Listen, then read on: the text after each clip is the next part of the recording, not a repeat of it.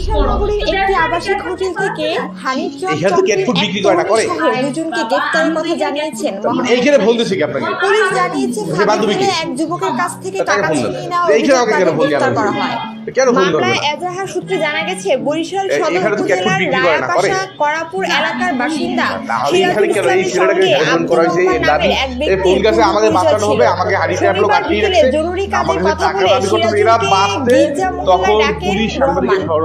রাত 9টার দিকে তিনি সেখানে গেলে তাকে এই হোটেলের চতুর্থ তলার একটি কক্ষে নিয়ে যাওয়া হয়।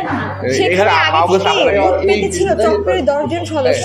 সিরাজুল ইসলাম অভিযোগ করেন ওই হোটেলে প্রবেশের পর মিলিতা নামের ওই তরুণী তাকে কথা বলতে বলতে দরজা আটকে দেন।